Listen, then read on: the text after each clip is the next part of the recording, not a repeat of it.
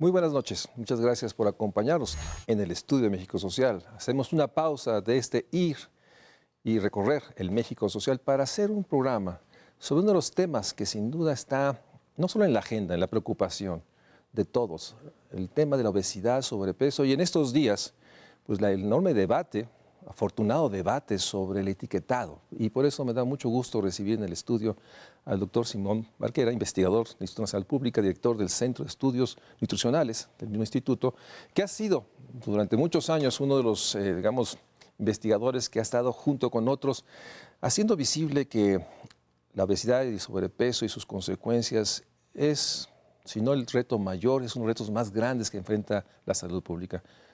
Muchas gracias por estar. Empecemos por esa parte. ¿Cuál es la magnitud del desafío, del riesgo que vive el país por lo que llamamos obesidad y sobrepeso?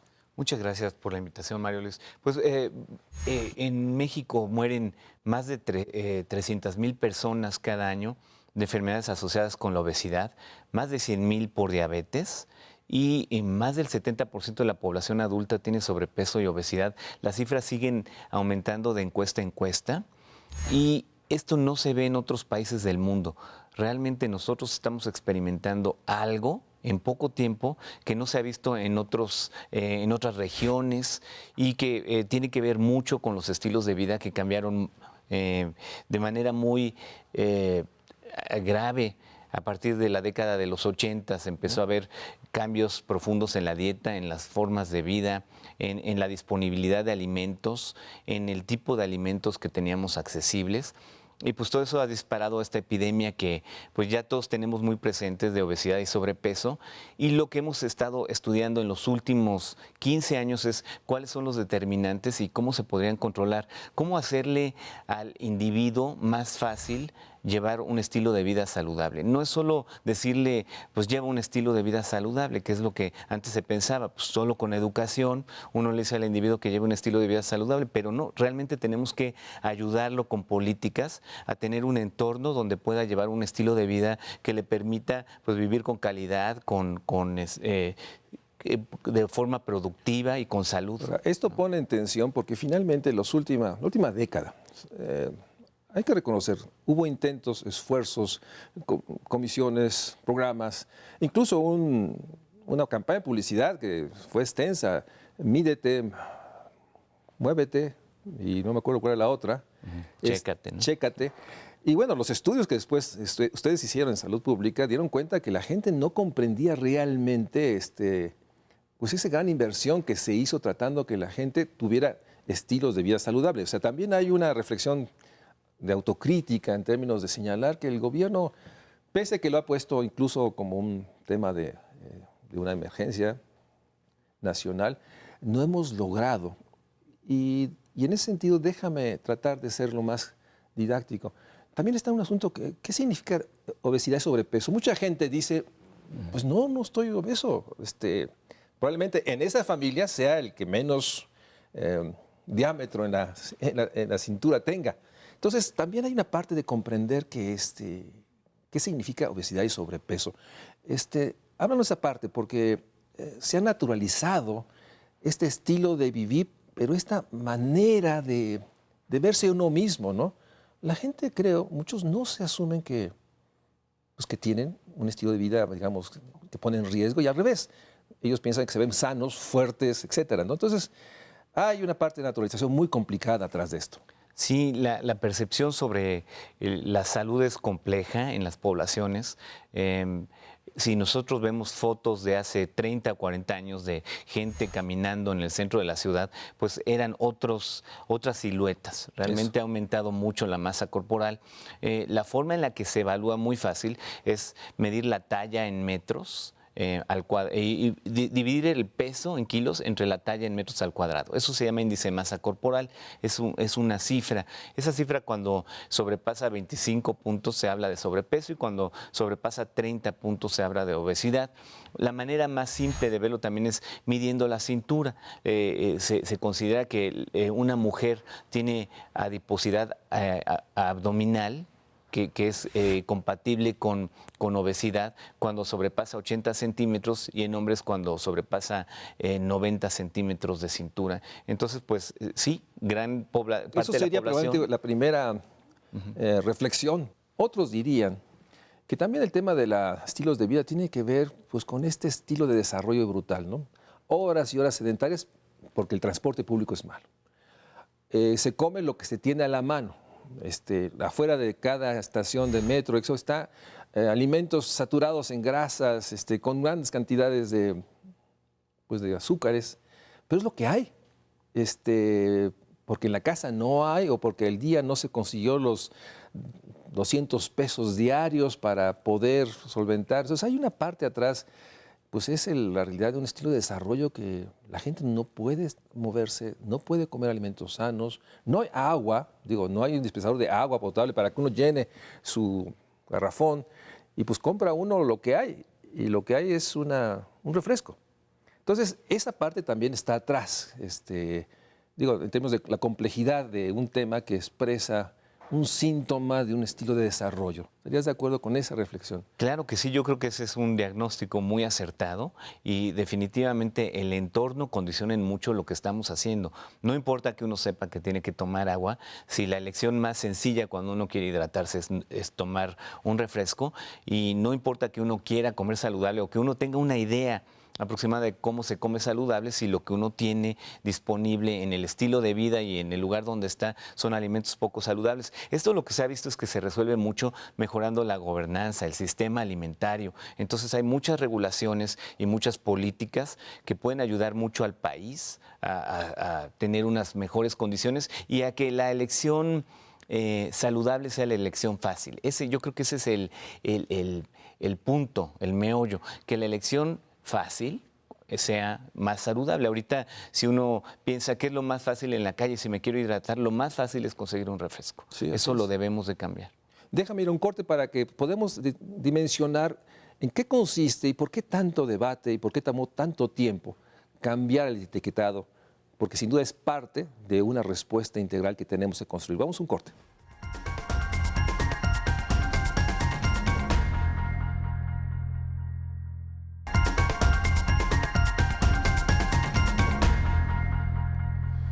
En ese sentido, déjame regresar al tema, sabiendo que es uno de los, o el gran tema de salud pública, obesidad y sobrepeso y sus consecuencias. Finalmente el país parece que está a punto de cambiar el etiquetado. Y ha sido una lucha, una bandera del Instituto Nacional de Salud Pública, y debo reconocerlo así, y creo que todos debemos reconocer que ustedes han estado en la punta de esa discusión.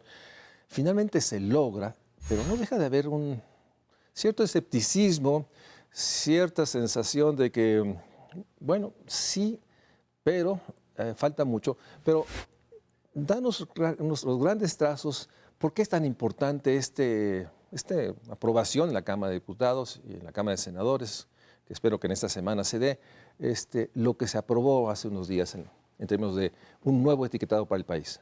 Bueno, algo que vimos desde hace muchos años, desde más o menos el 2008-2009, es que la gente no sabe lo que está comiendo.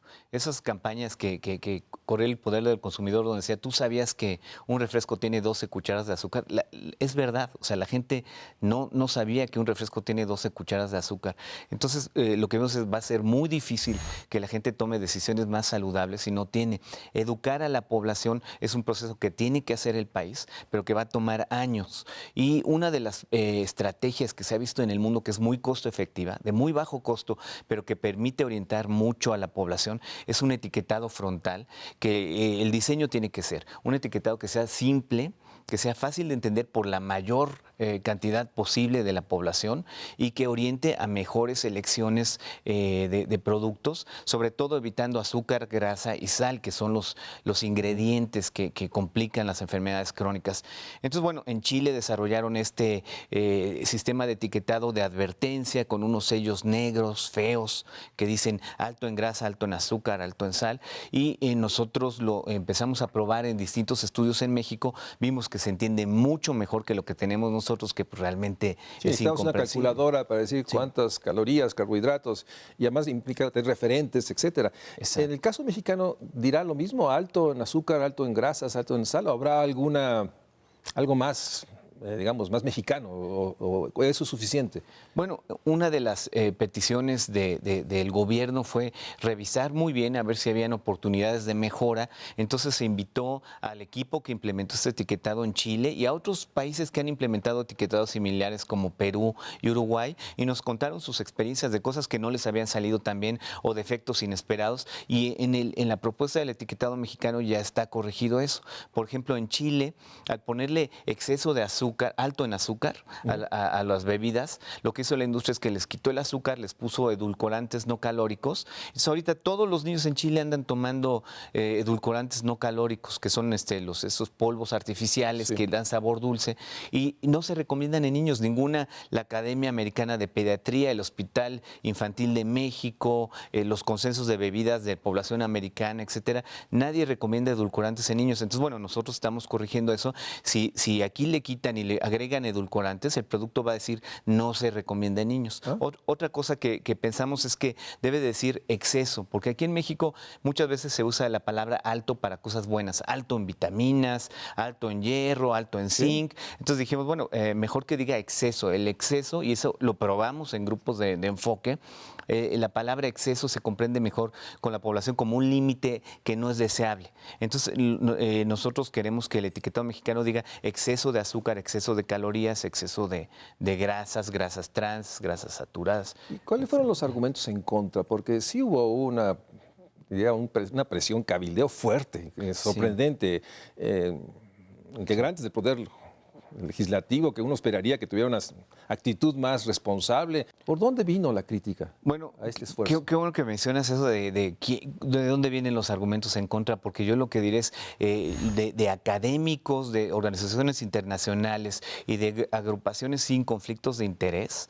No hubo argumentos en contra. Y eso es bien interesante. Sí. Los argumentos en contra vinieron básicamente de la industria y de los círculos relacionados con la industria. Entonces, lo que les preocupa, pues por un lado, es que estos productos se dejen de consumir y que eso ocasione un desastre económico en el país. Eso yo creo que es un argumento, es falso, porque se vio en Chile, el etiquetado no genera pérdidas ni económicas ni en empleos. Y además, pues no tiene mucho sentido. Si uno tiene dinero para comprar alimentos y no quieres comprar pues compras que no tiene el sello. Entonces, al final, la gente va a seguir comprando alimentos. Lo otro que podría pasar es que ahorren un poco de dinero y ninguna de esas dos cosas afecta a la economía, la beneficia. Nos enfermamos menos. Entonces yo creo que aquí la razón debe ser salud. Otro de los argumentos que ponían es que el etiquetado no da detalles, nada más dice alto en azúcar, pero no dice cuánto. Bueno, por ley, y eso todo mundo lo sabe, todos los productos tienen los detalles en el etiquetado posterior. Entonces, bueno, si ¿Eso alguien seguirá atrás? va a seguir. Si alguien quiere saber cuántas calorías tiene un producto exactamente porque quiere comprar uno que tenga 5 menos, pues nada más lo voltea y lo compara. Entonces, eso es también un argumento falaz. ¿Qué sigue? Se aprueba, finalmente hay un diario oficial que lo hace ley y Bueno, se tiene que articular dentro de la norma oficial mexicana y entonces hay un proceso de consulta, pero entonces cuando sale, yo digo que esto es lo importante, ¿qué sigue? Porque es lo que tiene que ver con el problema de obesidad. Si bien el etiquetado no va a resolver el problema de la obesidad, el etiquetado es un buen principio para orientar, pero también es una forma de articular otras políticas, porque entonces ya uno podría de manera muy fácil dar instrucciones, por ejemplo, a distintas áreas de prioridad. Por ejemplo, decir, los que tengan etiquetado frontal son productos que por su calidad no pueden ser vendidos en las escuelas, o no pueden ser anunciados a niños, o no pueden usar personajes, o no pueden tener avales. Entonces ya uno empieza a articular muchas otras políticas y entonces ya ayudaríamos a que el entorno donde viven nuestros niños pues no esté tan rodeado de estos productos que son nocivos para la salud. ¿cuándo esperarías que esto ya esté, digamos, en la tienda?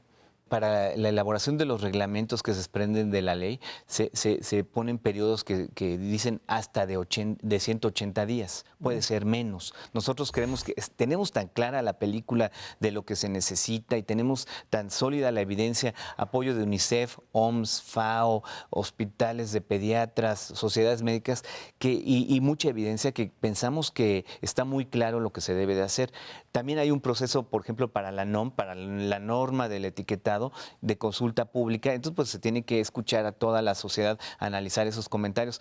Pero yo creo que en un escenario optimista podría ser que el siguiente año, en algún tal vez en el segundo semestre del siguiente año se comenzara a implementar. Ojalá. Déjame ir un corte y regresamos, porque hay otro tema que está atrás, que junto se está discutiendo. Este asunto de los impuestos, lo hemos platicado alguna vez, a los productos que son altos en azúcar, etcétera. Y nuevamente el debate, ¿realmente sirve? ¿Realmente es importante? ¿Realmente el recurso que se recauda es para enfrentar los temas de obesidad y sobrepeso? De eso hablaremos regresando del corte.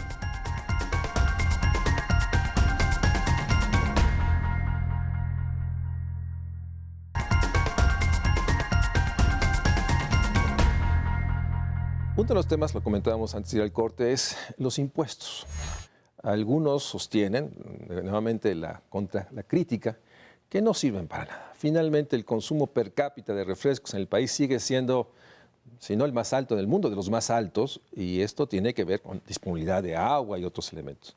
Y dos, es que si no modifican el consumo y no hay alternativas, pues la gente, aunque cueste más, va a sacrificar otros gastos, porque pues, el refresco de cola se vuelve parte esencial para sacar el día, ¿no? Algunos dicen, bueno, es que la única manera que un trabajador pueda sostener el ritmo en estas condiciones es tomando esta cantidad de azúcar para poder seguir todo el día. Y bueno, después de 20 años o 15 años tendrá las consecuencias.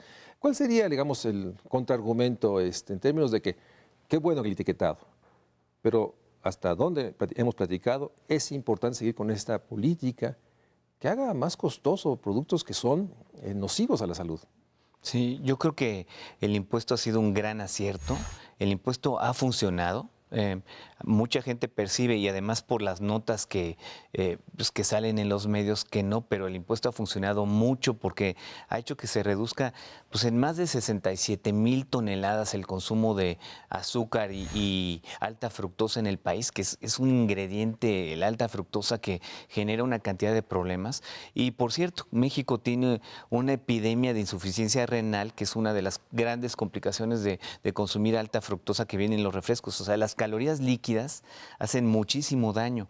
Lo mejor que podrían hacer los trabajadores así de alto desempeño es hidratarse con agua y las calorías comerlas en alimentos básicos. Y eso se puede hacer. Una de las cosas que ayudaría mucho para esto es orientar a la población, y para eso sirven ese etiquetado. Entonces ahí es donde se podría conectar los impuestos a productos no saludables con el etiquetado. Ya que esté el etiquetado en vigor, entonces uno podría decir, bueno, los productos que tengan un etiquetado que contienen ingredientes que hacen daño a la población, pues esos son los que deben de tener impuestos, definitivamente. Y esto implicaba, por lo menos yo me quedé en esta idea de que estos impuestos específicos permitían fondear las acciones necesarias para construir una política integral para enfrentar este tema. ¿Eso se diluyó, se perdió, sigue estando estructurado o finalmente es una bolsa que se va a la gran bolsa de Hacienda y después a otros temas? Bueno, eso es lo que está ocurriendo. Se va a la Bolsa de Hacienda y de ahí se distribuye. Somos un país que no tiene tantos ingresos por impuestos, entonces pues eso hace una complicación. Siempre hay muchas necesidades de políticas donde se está compitiendo por estos fondos. Hemos visto de otros países, después del impuesto en México, 34 países del mundo siguieron el modelo mexicano y pusieron impuestos a los refrescos. Y muchos han tenido mejores diseños, donde sí, por ejemplo, Filipinas, un 80% de lo que se recupera, por ejemplo, en tabaco, se va a invertir en salud de la población más pobre. O sea que es posible. Tenemos evidencia de otros países del mundo. Yo creo que aquí en México lo que se requiere es aumentar esos impuestos y definitivamente buscar algún mecanismo para que, por lo menos en alguna medida, esto fortalezca las acciones de educación y de promoción. Ya se ha dicho a nivel mundial que se requiere aumentar la inversión en prevención de enfermedades crónicas para alcanzar los objetivos de desarrollo desarrollo sostenible.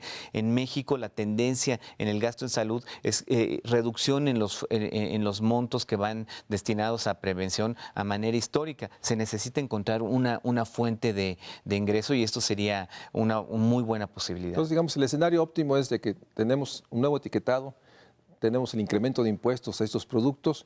¿Qué más? O sea, si pudieras diseñar, digamos, acciones emblemáticas para usar este momentum, que finalmente empieza a moverse ciertas cosas, ¿qué más debería empezar a articularse en el 2020, ¿sí? Para realmente tener una política integral, como se ha dicho y se ha planteado desde hace 10 años, y hay muchísimos documentos? ¿Qué otras cosas deberíamos el gobierno, los gobiernos estar haciendo?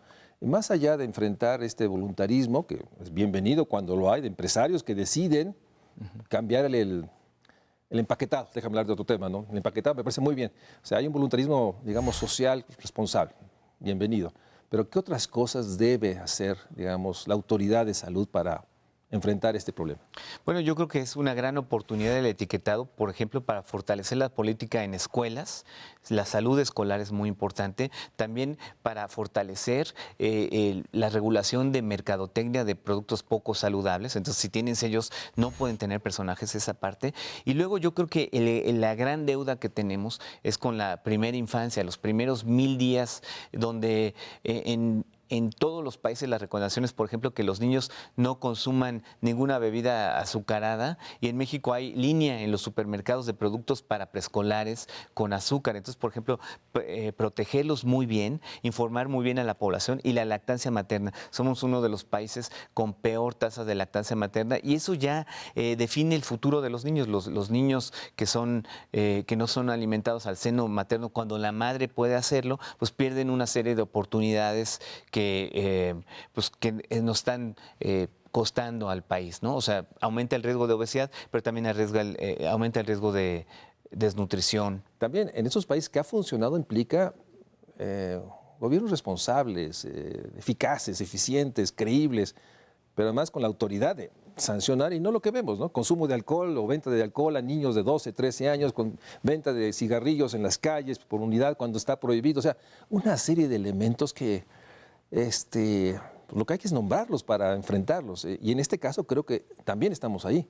Claro, y lo que se está viendo es que hay una gran oportunidad de diseñar políticas que tienen más de una consecuencia positiva, les llaman de doble propósito o de triple propósito.